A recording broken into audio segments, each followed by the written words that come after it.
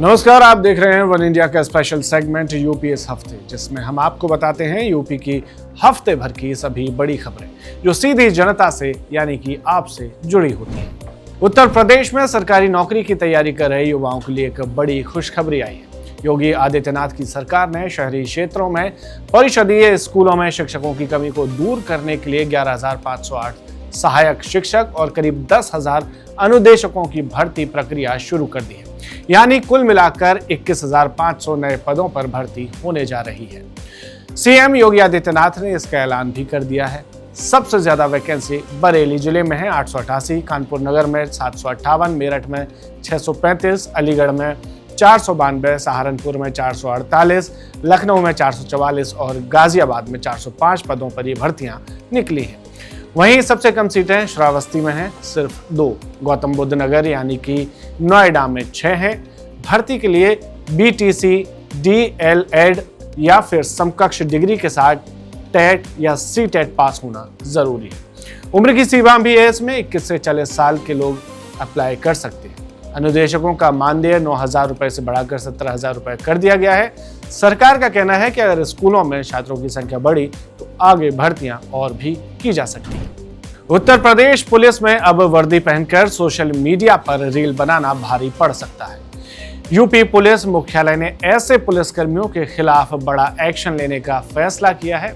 साथ ही डीजीपी मुख्यालय की मंजूरी के बाद अपर पुलिस महानिदेशक अमिताभ यश ने सख्त आदेश जारी किया है। इसमें कहा गया कि कई सेवारत और ट्रेनी पुलिसकर्मी सोशल मीडिया पर आपत्तिजनक रील्स और पोस्ट डाल रहे हैं, जिससे सरकारी काम और यूपी पुलिस की छवि दोनों प्रभावित हो रही है। यह आदेश सोशल मीडिया पॉलिसी 2023 के उल्लंघन पर आधारित है। अब सभी जिलों और यूनिट्स के अधिकारियों को ऐसे पुलिसकर्मियों को तुरंत चिन्हित कर विभागीय कार्रवाई करने के निर्देश दिए गए हैं। साथ ही इतना ही नहीं, हर महीने कार्रवाई की रिपोर्ट मुख्यालय भी भेजना होगी, यानी कि लखनऊ। आपत्तिजनक पोस्ट या रील्स के यूआरएल भी सबूत के तौर पर सुरक्षित रखने होंगे।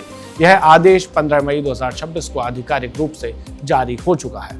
इसके बाद सोशल मीडिया पर स्टार बनने वाले पुलिसकर्मियों में हड़कंप मचा हुआ है कि आखिर क्या बनाए क्या ना बनाए। उत्तर प्रदेश में हाल ही में आए तेज आंधी तूफान और भारी बारिश ने बड़ा नुकसान तो पहुंचाया ही, साथ ही इस आपदा में 127 लोगों की जान चली गई, जबकि कई घर और पशुधन भी प्रभावित हुए। इसके बाद सीएम योगी आदित्यनाथ ने तुरंत अधिकारियों को राहत कार्य तेज करने के निर्देश दिए। सरकार ने सिर्फ 24 घंटे के भीतर प्रभावित परिवारों को 5 करोड़ रुपए से ज्यादा की सहायता राशि बांट दी है। जिन 127 लोगों की मौत हुई है उनके परिवारों को 4-4 लाख रुपए की आर्थिक मदद दी गई। इसके अलावा 352 क्षतिग्रस्त मकानों के परिवारों को मुआवजा और 158 पशुपालकों को जानवरों की मौत पर आर्थिक सहायता दी गई।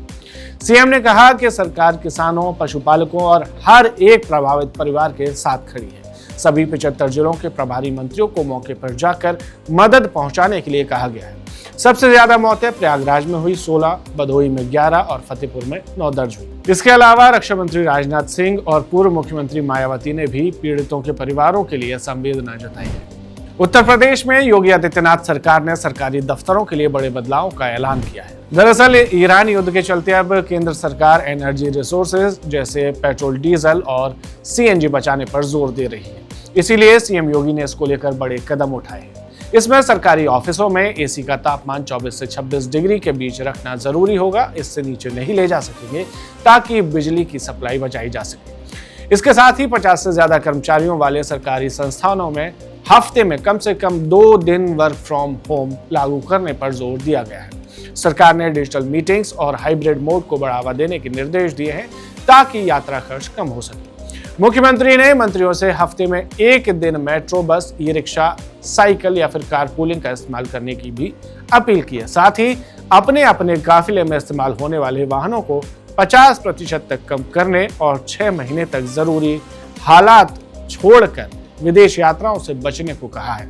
सरकार अब solar energy, electric vehicle, PNG connection और वोकल फॉर लोकल को भी बड़े स्तर पर बढ़ाने जा रही है। यूपी सीएम योगी आदित्यनाथ ने सड़कों पर नमाज पढ़ने को लेकर बड़ा बयान दिया। सीएम योगी ने साफ कहा कि सार्वजनिक सड़कों पर किसी भी धार्मिक गतिविधि की इजाजत नहीं दी जाएगी। उन्होंने कहा कि सड़कें आम लोगों, मरीजों, कामगारों और व्यापारियों के आने जाने के लिए होती हैं, न कि किसी धार्मिक आयोजन के लिए। योगी आदित्यनाथ ने कहा कि अगर लोग प्यार से नियम नहीं मानेंगे तो हमारे पास दूसरे रास्ते हैं। उन्होंने बरेली का जिक्र करते हुए कहा कि वहां कुछ लोगों ने कानून हाथ में लेने की कोशिश की थी और उसका परिणाम भी देख लिया। सीएम योगी ने कहा कि अगर नमाज पढ़ने वालों की संख्या ज्यादा है तो वे शिफ्ट में नमाज पढ़ें या तय धार्मिक स्थलों पर जाएं, लेकिन सड़क पर जाम करना किसी भी हालात में स्वीकार नहीं होगा। उन्होंने कहा कि सड़कें चलने के लिए हैं, कोई भी चौराहे पर आकर तमाशा नहीं बना सकता। जनसंख्या को लेकर भी उन्होंने टिप्पणी करते हुए कहा कि अगर जगह कम है तो संख्या नियंत्रित करनी चाहिए।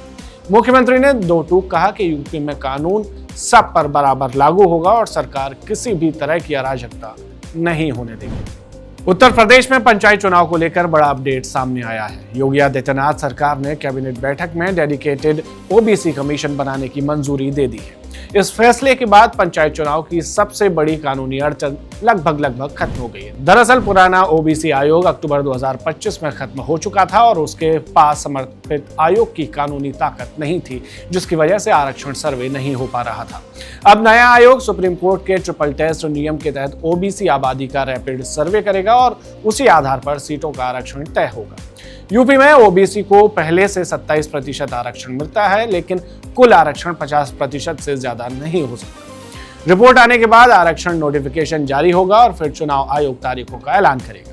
पूरी प्रक्रिया में 5 से 7 महीने लग सकते हैं, इसीलिए पंचायत चुनाव अक्टूबर-नवंबर 2026 में होने की संभावना है। यूपी में करीब 57,691 ग्राम प्रधान, पंचायत सदस्य, बीडीसी और 3200 जिला पंचायत सदस्यों के साथ 826 ब्लॉक प्रमुख और 75 जिला पंचायत सदस्य पदों पर चुनाव होने हैं। तो ये थी यूपी की हफ्ते भर की सभी बड़ी खबरें। हमारा ये सेगमेंट आपको कैसा लगता है, कमेंट में जरूर बताएं।